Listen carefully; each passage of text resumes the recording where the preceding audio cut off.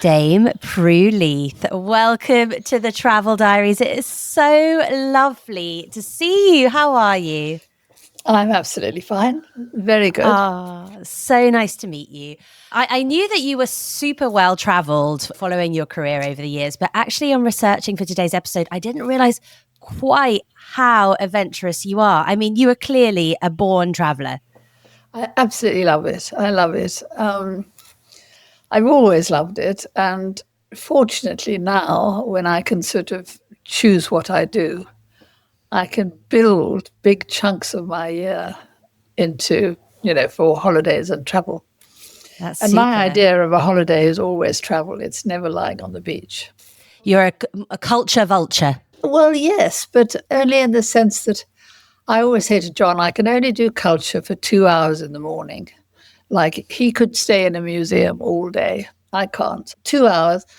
And then I want a nice lunch and maybe a siesta. And then that's when I might like to lie by the pool. A lady after my own heart. That sounds like the perfect holiday to me. And I love that even your website has different travel diaries, journal style entries from your recent travels, which was so lovely to discover. Well, yes, I quite often write pieces for magazines or newspapers, but because I don't have a job as a travel writer, it's often quite difficult to sell them because, I wrote 2 pieces recently one on Turkmenistan and one on Uzbekistan. And I absolutely love those countries. And being a writer, I can't help writing about it. And but then, Joanna Lumley had just done her Silk Road tour. So every newspaper had already covered the Silk Road, they felt, So it took a while to get anybody to actually print them, but they... Well, I would love to ask you about them because those are 2 incredibly beautiful destinations. I mean, Uzbekistan has come up quite a lot on the podcast, but Turkmenistan less so. What was your impression of that? Well, I must say, we went first to Turkmenistan and then to Uzbekistan. And if I was recommending one of them, I would certainly say go to Uzbekistan because there's just more there. Mm-hmm. And because they have not been too precious about restoring it. I mean, they've restored everything beautifully.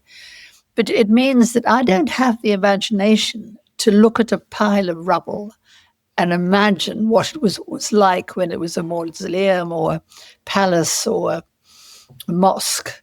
Mm-hmm. I need help. And so I like it when they've restored it all, but they have to do it really beautifully. You don't want some clumsy restoration. But if they use the old techniques and they still have the craftsmen who can do it. I mean, Uzbekistan is astonishing. I mean, what I liked most about Turkmenistan was actually very modern. It was Ashgabat. Ashgabat's the capital, and it was razed to the ground in an earthquake quite a long time ago. One of the things about you do in the end have a sort of reluctant admiration for dictatorships, because when they want to rebuild something, they just say, sorry, guys, you're all moving out. We're going to rebuild this place, and you will now live over here, on the outskirts of a completely new city.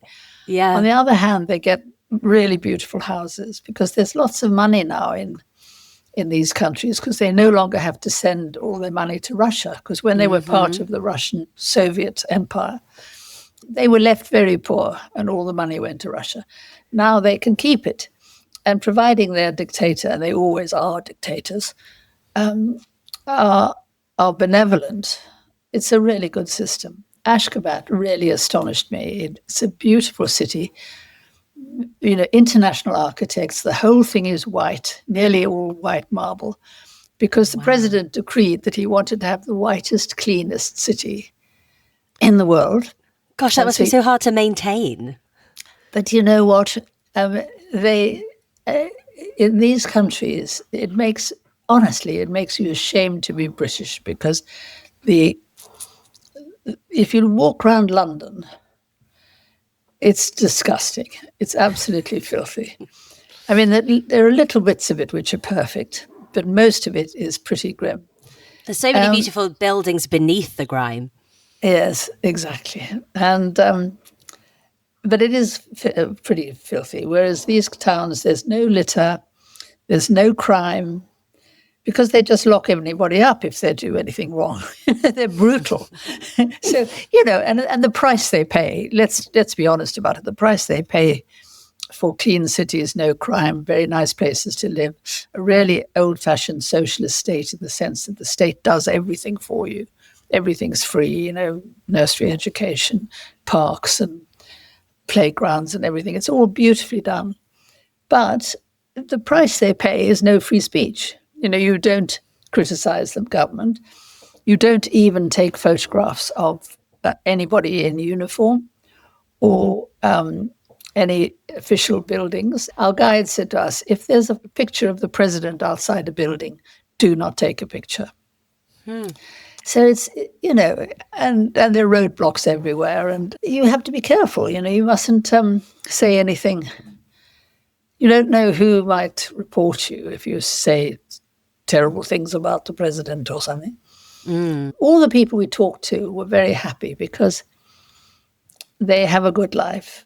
And, the fact that they're restricted from some things on the internet, they don't get foreign news. They never hear anything bad about their government, but they don't know it, because they're so isolated.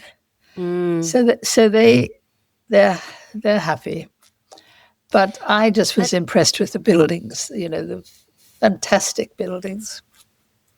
And did you go outside of the city or into the countryside? We did. We went to some of the old sites like Merv and to look at historic sites. There were a few amazing ones whose names I now forget, but I was so overwhelmed by Uzbekistan's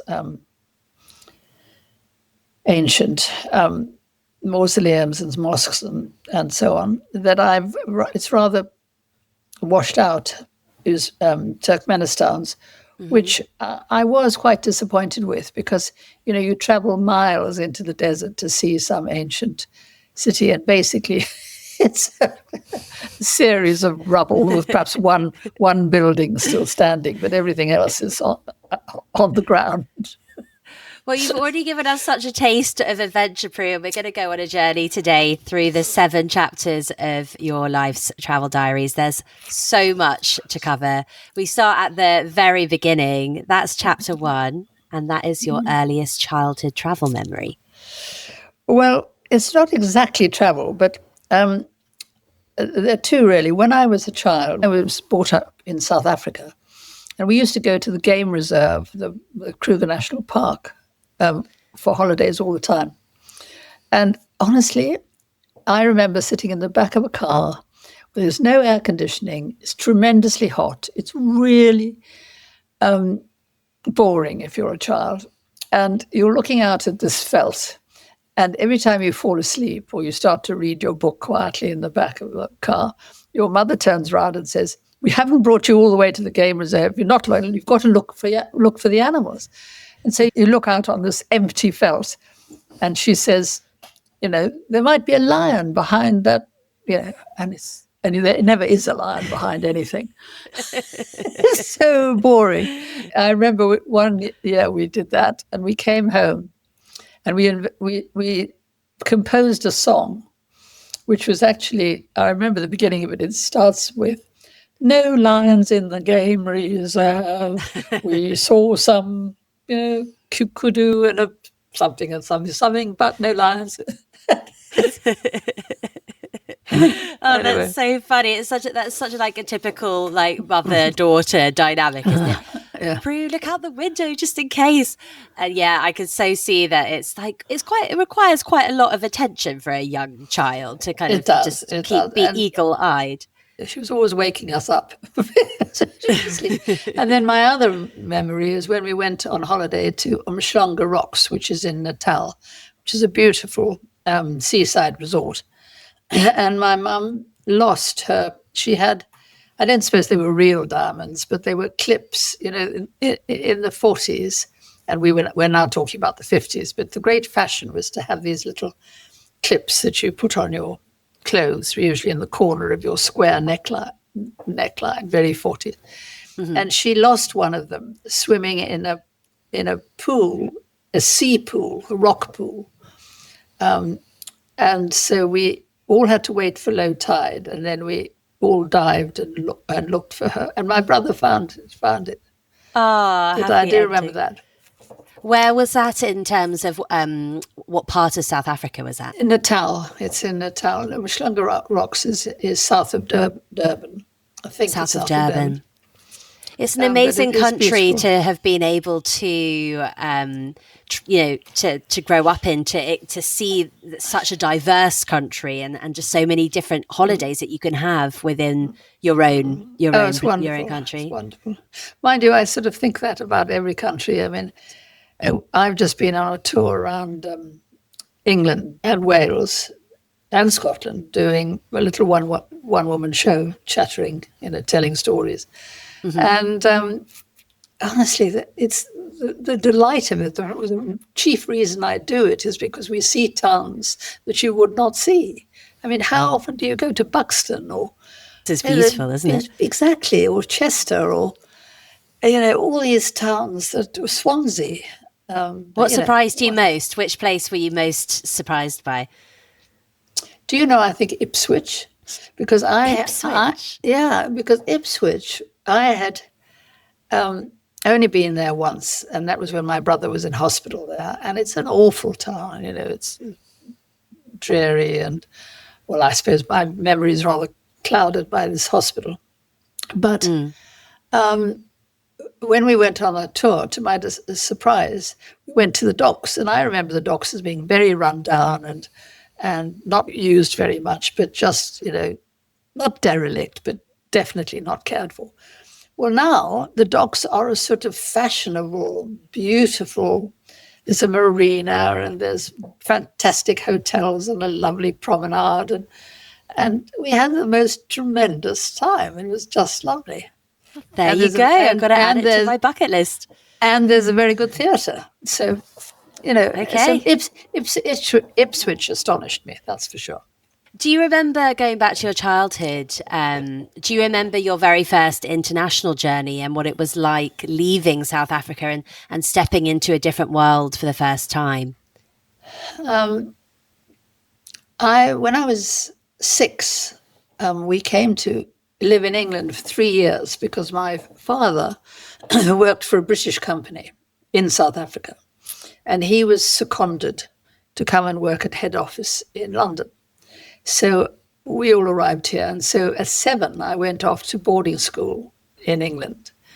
And that was very different from what I used to. I liked it. I was quite sort of sporty and it was a good little school. But it was very different. And I remember it was the first time I'd been on a big ship, because in those days you traveled by Union Castle Steamship Company. And and the ships were all called things like the Edinburgh Castle or the Windsor Castle, they all had English names.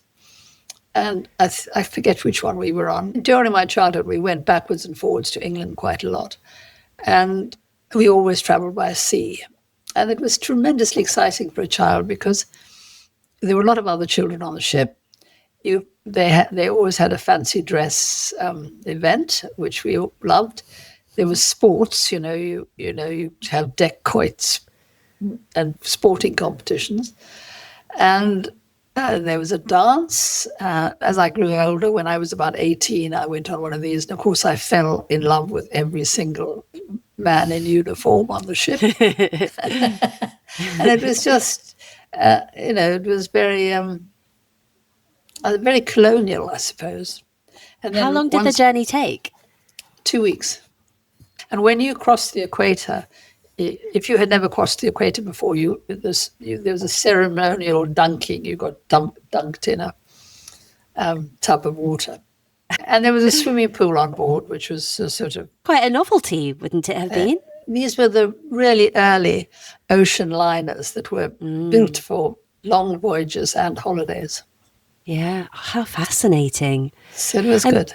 Growing up in South Africa during the apartheid must have been, deeply formative for you. I mean, how would you say that your experiences of that shaped your worldview and even your approach to travel as you began to travel? Well, if you grow up in a regime and it's all you don't question it enough. And my parents were very liberal, and so my mother was a campaigner against apartheid. I remember one of my earliest memories is her coming home, and she had yellow egg all over her black coat because she had been standing on the town hall steps with a lot of other women who belonged to a protest movement called the Black Sash, which was a women's anti-apartheid movement. And she'd been standing on the steps, protesting against apartheid, and people had thrown eggs at her. I suppose at everybody, but anyhow. So I remember that very well. But even though they were liberal, and we were always we had servants. We had lots of servants. We had a Zulu cook, who, by the way, I could have learned to cook at his apron strings. He was such a good cook. He'd been trained by in a kitchen that did all classical French cooking. I could have learned to cook, but it never occurred to anybody, because in apartheid South Africa, no white young ladies were cooks. It was a combination of women didn't cook and white people didn't cook. So so it never occurred to anyone to say you could go and learn to cook. Charlie could teach you. It didn't occur to me either. I wanted to teach people to write. I thought I'd be a riding teacher when I grew up. And then later I thought I'd be an actress like my mother. So that a career in food, just wouldn't have occurred to you because it wasn't a career that was done by white people? No, exactly. Occasionally you get, the head chefs of big hotels would be European. They would be German mostly. Mm-hmm. But it was a very male environment and a mostly black environment. Right. And so I didn't realize, this sounds so awful, I almost don't want to say it, but if you grow up, you must remember that under apartheid, if you were black, your education stopped at the age of 10. You got free education up to the age of 10, although you had to buy your books and your uniform. Mm-hmm. If you were white, you had free education till the end of university. Mm. And that was a deliberate decision to make sure that the black population remained a working class. They would be laborers and white people would be the bosses. So white people got the education. It was very clever, but evil. Yeah. And so when I went to university in Paris, I'd had a go at Cape Town and, flunked out of a lot of courses. And I finally ended up in Paris doing a course about French civilization. And I remember sitting on the left bank in a cafe on the pavement with a couple of girlfriends. And these two Algerian or Moroccan boys came in and slid into the chairs opposite us and started chatting us up. And it turned out that they were graduates and they were really as bright as buttons, and they were so sophisticated, educated, confident. And I wasn't used to that. I was used to black people not wanting to talk to white people. And certainly they wouldn't have had the education or the sophistication or the confidence to just slide into a chair and start chatting up a couple of girls. Mm. It was wonderful. It was an absolute eye-opener. And, so yes, travel does broaden the mind. Without question. And you brought us on to chapter 2, which is the first place you fell in love with. Which place first captured your heart, would you say? I think the first place that I fell in love with was the Cape, because we lived in Johannesburg, but a lot of my relatives lived in the Cape. And I went down to stay once with my aunt and uncle, because my aunt had just had her 5th son. So she had a little crawling baby, and she was a doctor, and they lived on a farm, and there was a lot of work to be done. So my mum thought it would be good for me. I suppose I was about 12 or 14, to go and help her. And I just loved the whole life. I mean, partly because it was on a farm where we lived in the city, but this was a farm. And the local farmer lent me his old cart horse to ride, and I was very keen on horses, so I loved that. And my uncle was so wonderful and relaxed and friendly, and he had all these boys, my cousins, and we would all just pile into the back of a pickup called a bucky, back of the bucky, and go to the beach, And so there was the farm, the beach, the horses, the boys. It was wonderful. And my aunt was terrific. She was a very down-to-earth doctor. And one day, this baby of hers, Paul, who became my godson, I was very proud of having being a godmother at the age of 14 or whatever. But anyway, he was crawling around the kitchen floor. And being a farm, there was some a dish of milk for the cat. And there were a few flies floating in the dish of milk. I mean, there are flies everywhere in South Africa.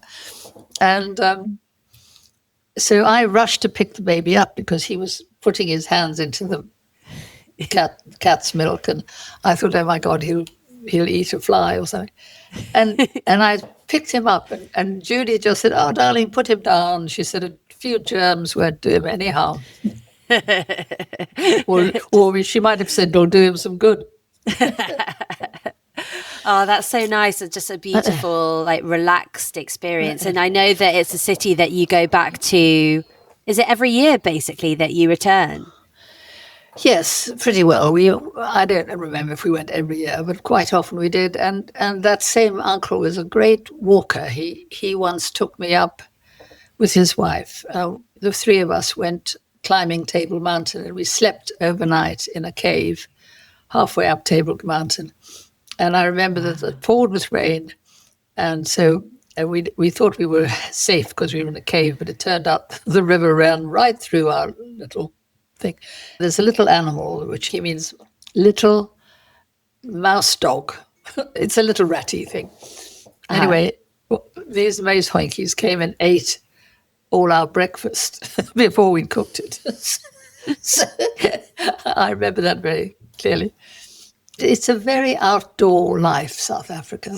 And, I wish I could have made sure my children had the same life. We've been a couple of times to South Africa with the children, but when you're on holiday and you've been staying in hotels, it's not the same. No, not the same as that experience of, as you say, living it. And there's something so special about a beach city as well. Yeah. Yes, and the beaches are so wonderfully empty. You can walk for miles on a beach. The only beaches that I would say are better than the Cape are Western Australia, where I've just been. Oh, wow. Oh, my God, the beaches are amazing there. Which part of Western Australia were you in? Well, we were staying in Perth with some friends.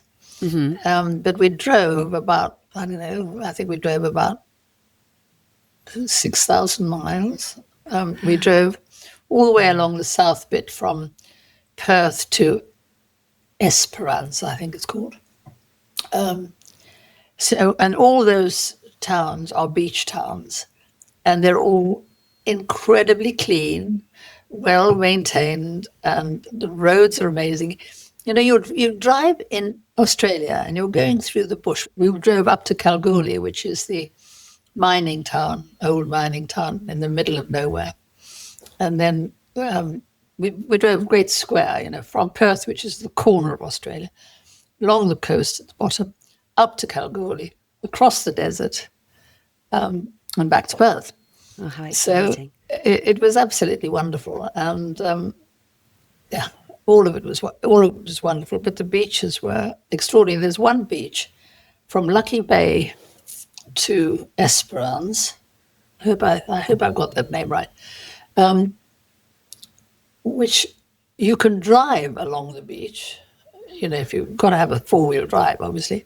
Mm-hmm. But you can drive 22 miles along the beach. Wow.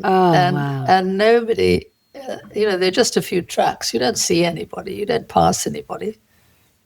Occasionally. Sense of space. John Chirode came on the podcast and talked about Western Australia, and he was just raving about it. And also I like it because I'm very frightened of the sea.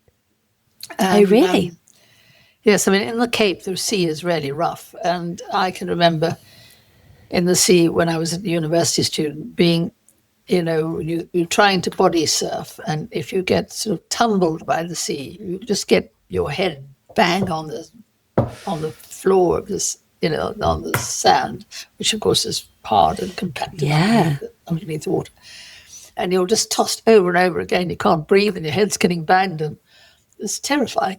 It sounds it. You've got to be careful. But in Western Australia, the waves aren't very big, and it's very shallow, and you see this turquoise. If the blue sea is shallow, it's very turquoise. So you have this turquoise, for, 100 yards or something. It's just walking. You can just walk through the sea, and there are little ripples of water. It's beautiful. It's not at all threatening. The only thing you have to vaguely keep an eye out for is sharks. But, I guess they wouldn't come too shallow, potentially. No, well, yes, some occasionally they do. But the truth is, you're safer in the sea than you are crossing the road. So, yeah. It's just, wow. The reason we're so terrified of sharks is the thought of having your leg bitten off by a shark or something. But every year there are a few people who are killed by sharks. But there are thousands of people killed by motor cars. Yeah, exactly. It's worth the risk for that beautiful turquoise shallow. Exactly. Well, let's move on to chapter 3, Prue, and that is the place where you learnt the most about yourself. What destination has been the biggest teacher for you, would you say? Well, I've just looked at my notes here because you gave me the list of these questions.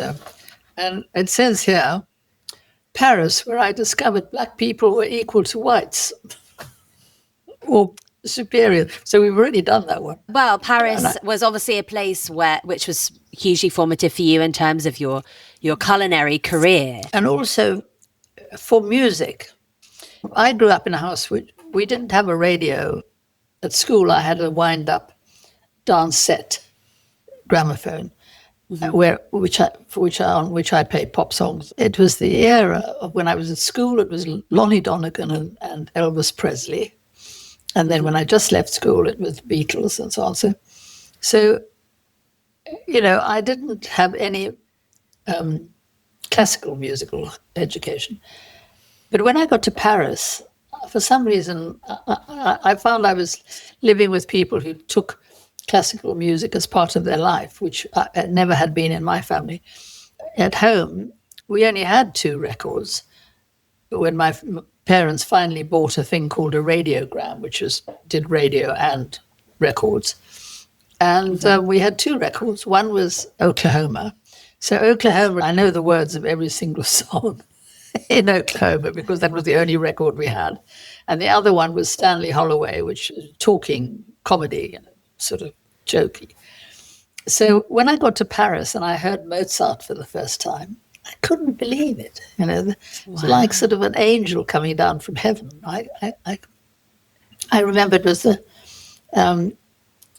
4th horn concerto, and it was just wonderful. And I'm still lousy at music. I still don't know.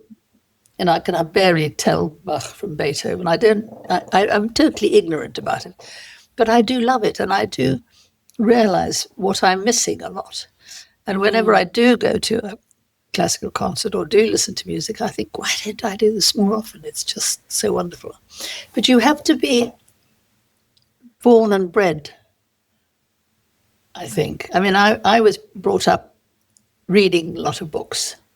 So I always have to have a book with me and a few other books stuck by my bedside that I've not read yet. I read all the time, but I don't listen to music naturally. Even now with Spotify and Siri and stuff, I can just say to, Alexa, play Beethoven's Pastoral. Oh my God, I think I've got it because I said it.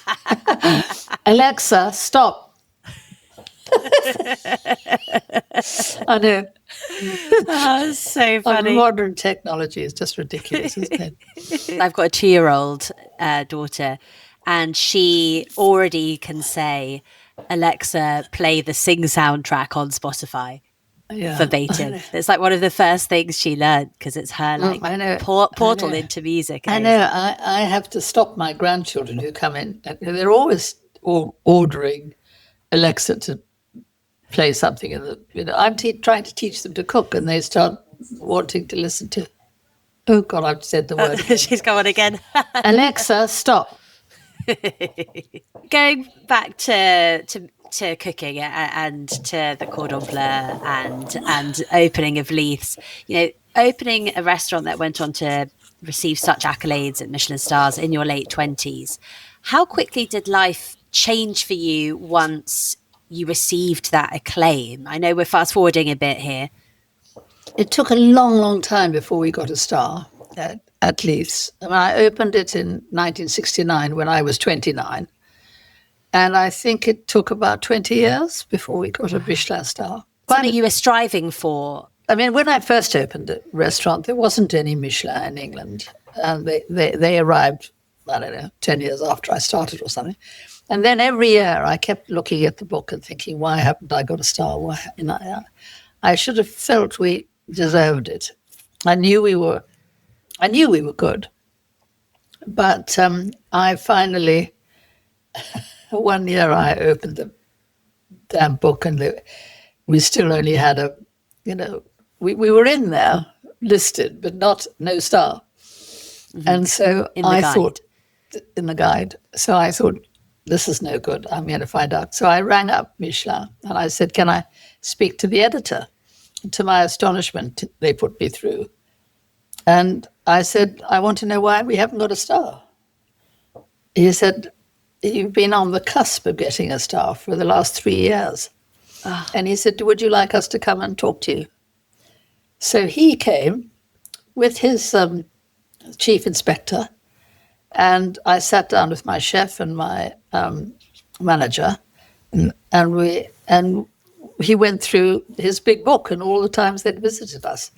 And it was so illuminating and amazing, because I was convinced the reason that they wouldn't give us a star was because we were a very English restaurant. We wrote our menus in English.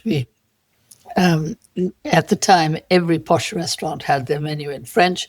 We didn't have any French cheeses because I was trying to promote British cheeses. Yeah. So I said to them, it's because we don't do everything French. And they said, no, not at all. We love your... And I thought, because we had first courses were like Italian antipasta. They were just lots of little salads on a huge big trolley, which we moved around the tables. And I thought, at the time, the fashion was to have perfect little first courses that were brought with a lot of ceremony. And ours was much simpler. I had all these ideas about why they wouldn't like us. And he said, no, we love your trolleys. No, we love the fact that you have English cheeses. No, we love... He said, what we don't like is that you're inconsistent. He said, on such and such a date, you had 6 different kinds of bread. They were all homemade. They were all came to the table warm. They were as fresh as anything. They were perfect. 6 weeks later, there were only 2 kinds of bread, and they were good, but it was disappointing because we were expecting what we'd had before. And he said, the third time we came in January, you were buying in bread half-baked, par-baked bread, which you then have to bake in the oven. And he said that was bad enough. But then you weren't baking it very well. And, I just sat here listening and thinking, oh, my God, that was when we had that fantastic baker. That's when he left. That was when I thought that the chef could make a good focaccia, so he could manage the bread. And that's when he simply refused to do any more bread, and we had to buy it in. And he did the same thing with the French dressing. He said, we love the trolleys with the antipasta, but he said, all the salads are lovely, but they all have exactly the same French dressing on them. Vinaigrette. We think it's made with Spanish olive oil, which is quite heavy.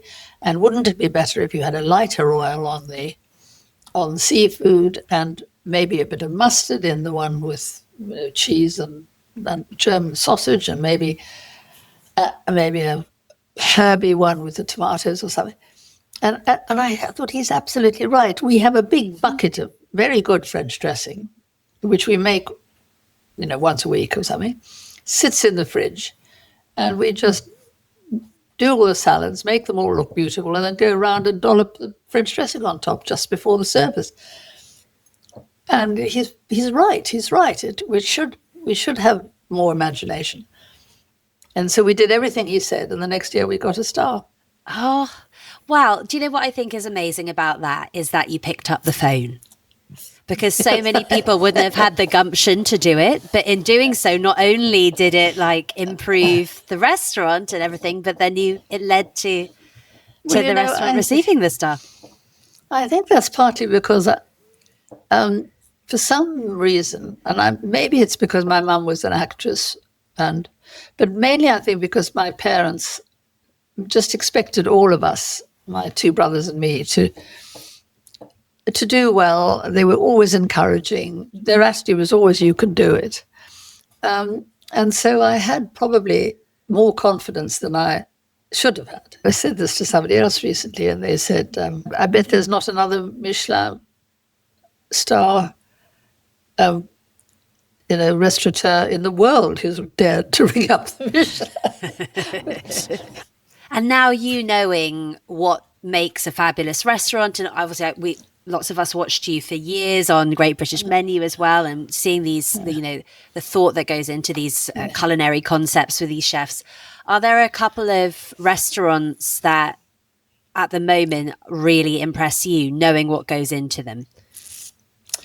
Well, I think the one that impresses me most is actually, and I've only been there once, and probably is one of those restaurants you'll only go to once in your lifetime because it's very expensive and it's really top end. And that's Claire Smith at Core. When I closed Leith's, I sold it in fact, but when it finally closed, Claire Smith bought the premises, and Claire, she was the head chef at the Connaught, I think, under Gordon Ramsay.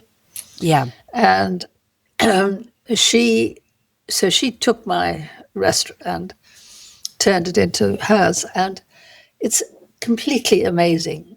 It's very original food, but every mouthful is astonishing.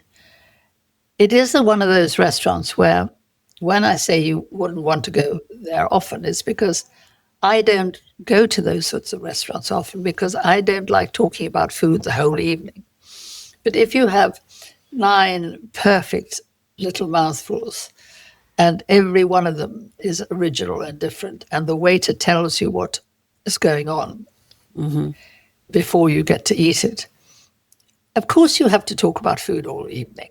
Yeah. I am interested in food. I'm quite happy to do it, but I wouldn't want to take my husband because his idea of hell would be to talk about food and where the olive oil came from and who and what, Well, hold on a second, though. When you spent all those years on Great British Menu, and to an extent on Bake Off as well, I mean, so how do you feel kind of analysing the food? Was it slightly kind of not your favourite part of it?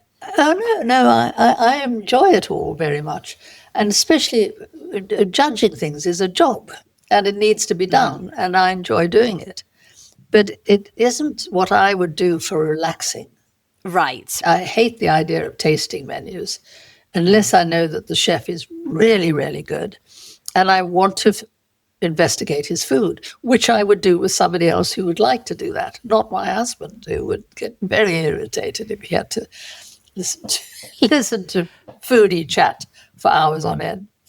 Well, I've loved seeing him on your new season of the Cotswold's Kitchen on ITV. It's lovely to see you guys cooking in the kitchen together.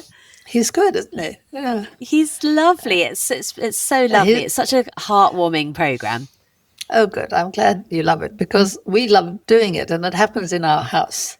Yeah. So, which I thought might be a bit of a problem, but in fact, it only takes 2.5 weeks to film. Really? And yeah, we film all 10 episodes, over 10 days and a bit. It's done on pretty much of a shoestring, which suits me because I don't like to ever have to redo anything. So if it goes wrong, which it often does, I mean, when you're cooking all the time, things go wrong all the time. Yeah. We never cut, get another chicken, start again, which is what happens in most programs. Yeah, yeah.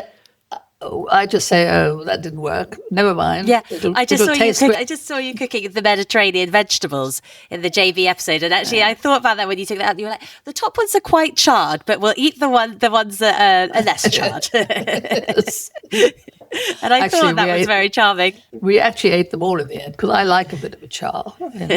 Yes, exactly. You slightly overcook something. In fact, when I was doing it with Lulu, which was the first of this series, I was making one of those fondant chocolate puddings, where it comes out like a little castle, and then when you cut it open, the middle runs out, and you have to time it absolutely right, because what I did, I took it out of the oven slightly too soon and turned it out, and it collapsed.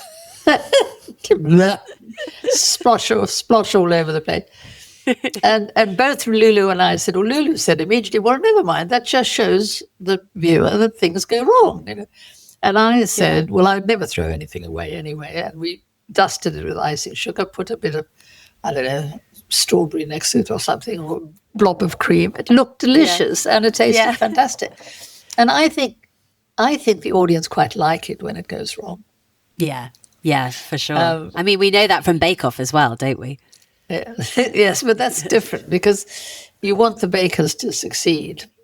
And so you feel for them when it goes wrong. But it's good television. I think the audience watching the Cotswold Kitchen just think, oh, well, that's what happens in my house. So that's fine.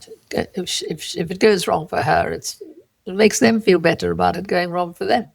Absolutely. And you were just making some sushi with John on the episode I was watching.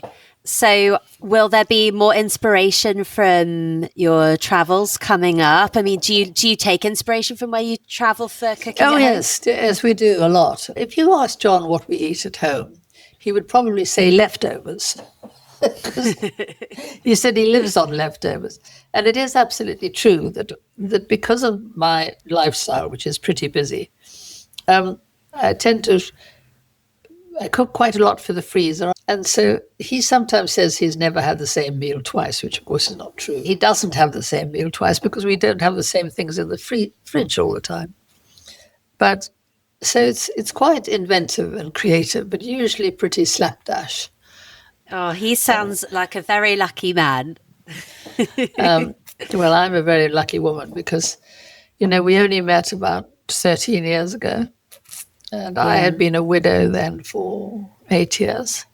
And I had gotten used to being on my own. I thought, this is really good.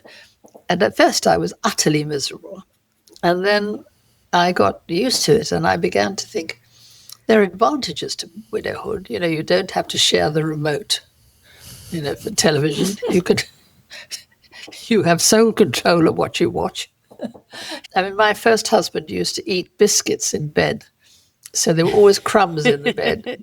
Well, I don't have to have crumbs in the bed. You don't have to think about anybody else. I was quite resigned to widowhood, and then I met John, and I suddenly just fell for him, and I was so lucky. I mean, how many women at 70 fall in love again?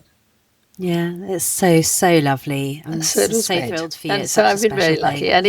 And the best thing about him, I mean, not the best thing about him, there are lots of even better things, but one of the wonderful things about him is he is totally without ego. He doesn't feel threatened by the fact that I have a higher profile than he does. When I introduce him, he always just says, "I'm her handbag carrier," or he says, "I'm her chauffeur." And sometimes they actually think he is my chauffeur, just a chauffeur. They think, well, he's not properly dressed as a chauffeur. But he will drive me everywhere. He carry the bags. He's just so helpful. Oh, but we love traveling and we love driving around. Great travel companion. Yeah. And I'm now old enough to say to film companies and say, I won't do it unless John can come because I haven't got much longer. I mean, I'm 85. I want to spend as much time as I can with him. And so if we are filming abroad, or like next week, we're going to New York because I've got to publicize the Great American Baking Show. Oh, yeah. And I'm now old enough for my agent to say, I'm sorry, but she has to ring her husband because, she's 85. She needs somebody to carry the bags. And she doesn't quite say she needs a carer, but it's pretty close. Sometimes John makes me cross sometimes because we were going around a National Trust house. We were trying to get in one. I'm a member of the National Trust, and he's not. Don't know why, but it just happens like that. And so I took out my thing, and so John says to the woman, I think she says, "I'm her carer." He says, "I'm her carer." I'm glad to say she said, "Well, tough. You still have to pay."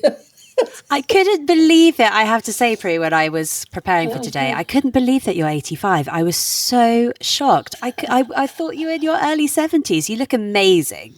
Oh, well, thank you. Thank you. Well, I wish I could say, that it's all from some wonderful thing I do. If I look good, or at least younger than I am, it's got to be because I sleep well and I eat well.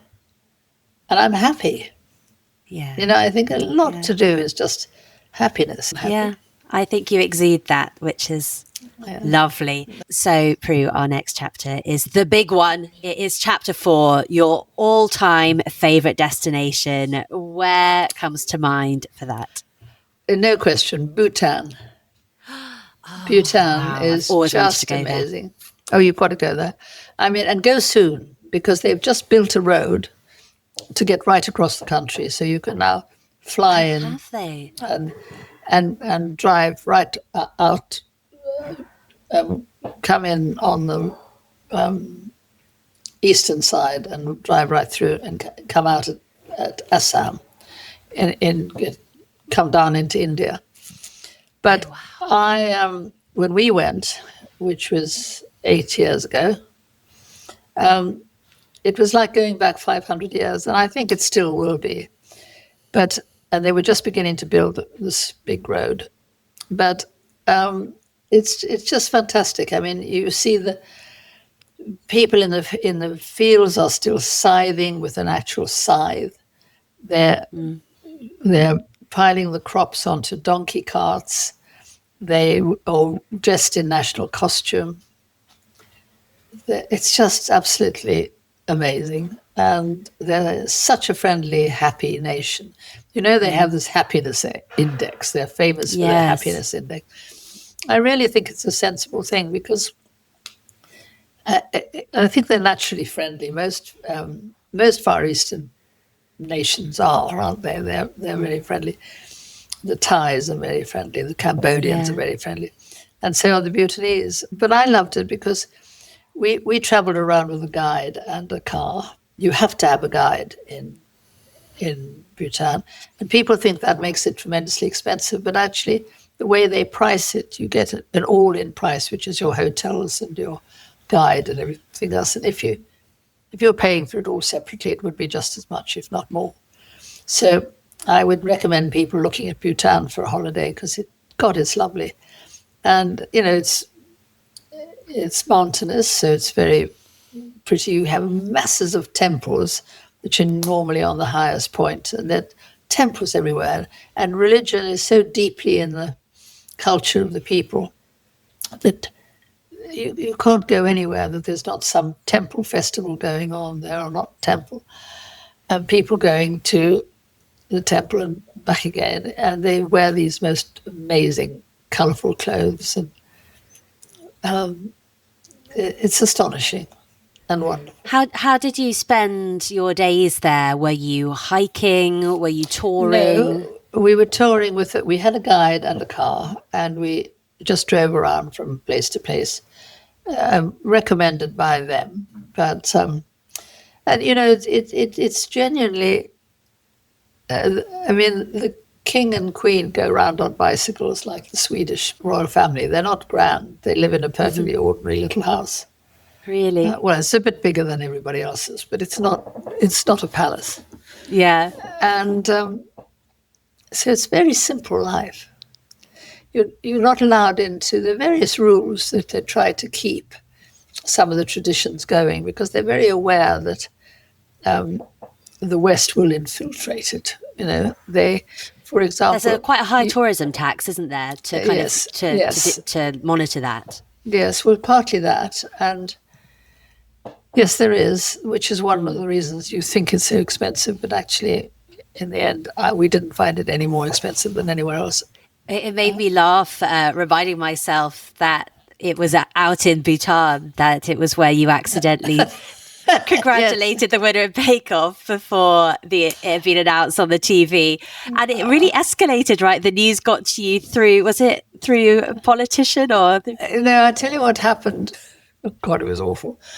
John and I had been walking that morning, and we were quite tired. And so we went to have a kip in the afternoon. So we were having a siesta.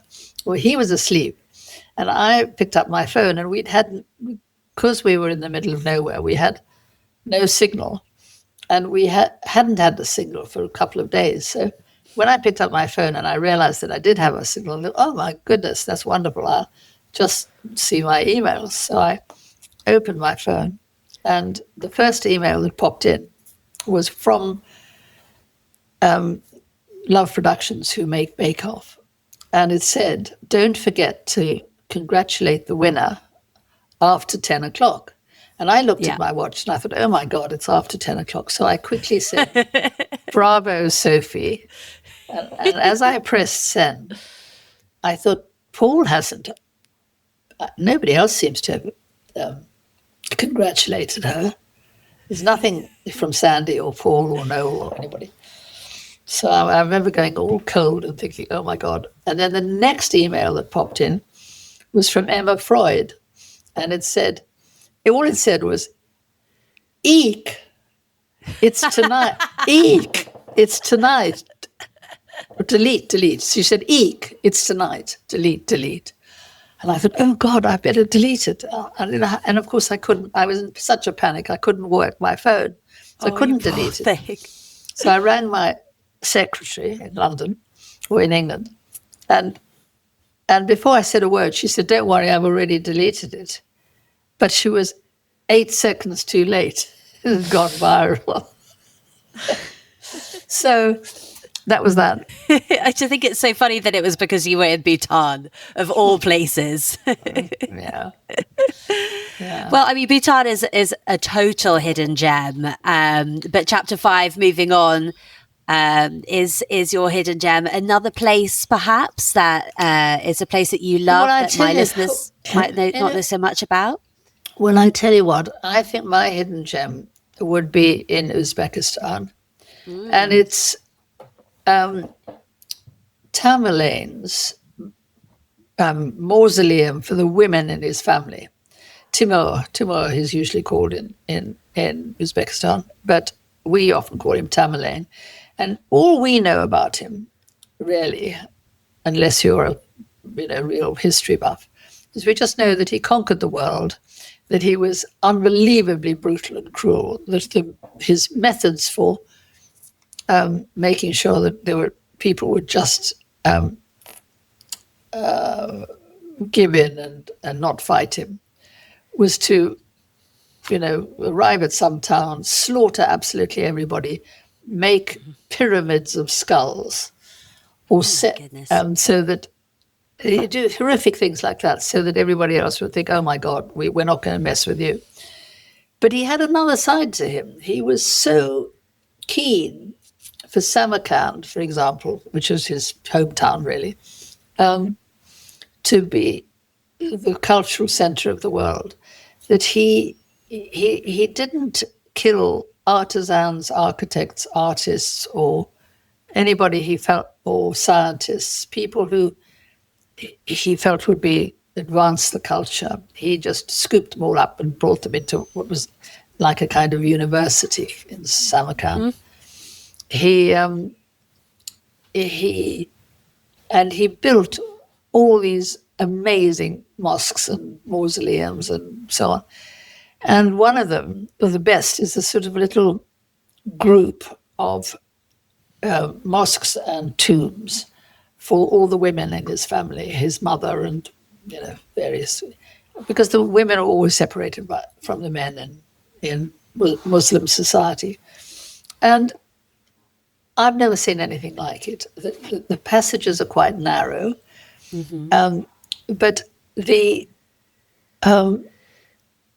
they're all covered, absolutely covered in tiny little tiles, in blue and green and turquoise. So it's always the colours of your shirt, and just absolutely wonderful sea colours. Vivid. And some terracotta decorations. But they're all different. There'll be a mosque on one side, and then a tomb or mausoleum on another. And you could spend all day in this little area of, about the size of a hockey pitch, but crowded with tombs and mosques. And this is in Samarkand, is it? Yeah. Yeah. Oh, I mean, I've seen photos of some of the buildings there. And like you say, it's something just so that it's like shockingly vivid, the colours of it, which... And also they're beautifully restored. What is interesting is that when they restore things, they leave one little bit as it was when they found it, so that you can see that it was a bit degraded or not quite, but you can see that they have copied exactly. And it's a perfect restoration. How lovely. What a thing to see. Fabulous. Anyway, so that's my hidden gem. That is a fantastic hidden gem. Definitely one to add to the travel wish list. And Uzbekistan itself, I mean, it sounds as though from what you were saying that there are just so many architectural gems to discover there. There are. In total contrast, our penultimate chapter is your worst travel experience, chapter 6, or the place that you'd never go back to. Sharm el-Sheikh. Sharm el-Sheikh. Oh, every now and again when I've been writing something, if I had a novel to finish or a book to finish, I would say to John, look, I want some sun. Can't write all day, but let's go somewhere where I can write it all morning. You can swim. Yeah. And we can have a nice lunch, and then I'll go do something adventurous in the afternoon or something. Well, we went to Sharm el-Sheikh because we were looking for winter sun, the Red Sea, and I knew it would be full of Brits, but I had no idea it would be full of the worst kind of tourist Brits that you could possibly imagine. I mean, they look like something out of a bad television program. We're in a Muslim country where people wear clothes from their necks down to their ankles because they're naturally modest and they think it's disrespectful and it's rude to be half naked. There were girls in the airport in Sharm el-Sheikh, who, one of them, I mean, they were wearing basically almost nothing, a sort of bikini top, which they're half out of, and a pair of shorts, very, very, very short. And one girl had a stud in her belly button, which was setting off the, when you go the through metal detector. Metal detector. And so the very respectful, beautifully, elegantly dressed in a jalaba Arab guy is saying to her, would you mind taking out the stud because I want it? And she said, I'm not taking, she just so rude, fuck off. She said, I'm not going. And I just said, God, she's English and I'm British. What on earth? Why are we exporting the worst possible? Then everywhere in the town was full of horrible Brits.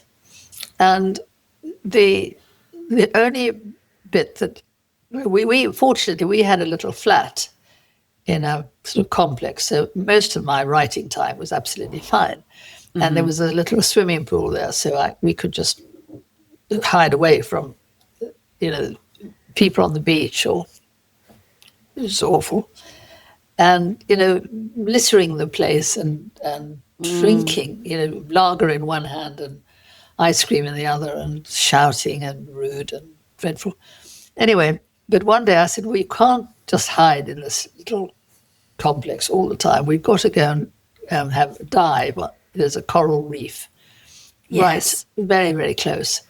So we went along this pier, like a jetty, and climbed into the river and swam around and saw all these amazing fish. And it was fantastic when you. And was that lovely? And that was absolutely lovely.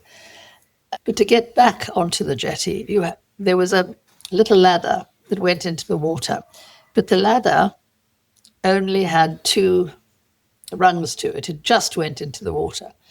Mm-hmm. And I found when I put my foot on the bottom rung, I was sort of curled into a kind of ball, and you needed very strong arms to pull yourself up. And I couldn't do it. I'm just too old. I couldn't get out. I was absolutely stuck in this thing. Oh, God. And it was so humiliating. And half the chaps on the jetty pulling me from the top. John trying to push me from underneath, but he couldn't get any proper purchase because he was swimming too. It was too deep. Yeah. So that was my worst experience as well as my worst. I'm glad you didn't get any injuries. Thank goodness. Yeah. That's so funny. No. But at least you saw some lovely coral in the end. That's the only thing I can say to recommend it. Prue, it has been so lovely chatting to you. We are on to your final chapter, chapter 7, and that is the destination that is at the top of your travel bucket list. Well, it changes all the time because I have pretty well ambitions to go all over the place, all sorts of places I've never been to. But I do want to go back to Western Australia, to a bit of it that I never saw, which is the Kimberley, which is basically an enormous area of mountains, ravines, gulches, cliffs.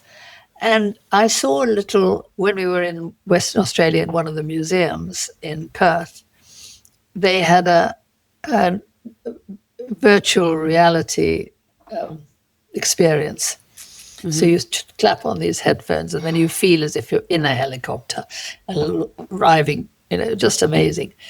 And the colours of the vegetation. Have you been there? No, but I've released a special of my podcast about it. So I kind of feel like I've been there through osmosis. And what's amazing is how it's also like a land where time has, where it's so perfectly preserved. It's like prehistoric almost in terms of the wildlife and the landscape. Exactly. There's just nature. It's just nature. Yeah. And there are ancient rock paintings but I've never seen these things. I've only seen them on film. And so I want to go and see it in person. Oh, I think that'd be so amazing. I mean, it's like feels like such an intrepid destination because you're kind of getting to the edge of kind of what we really know and seeing things that people maybe haven't seen before. Oh, how exciting! And just the sheer beauty of it, I was just gobsmacked. Thank you so much. Thanks Holly. Dame Prue Leith, it has been an honour and a pleasure. Thank you for sharing your travel diaries with us.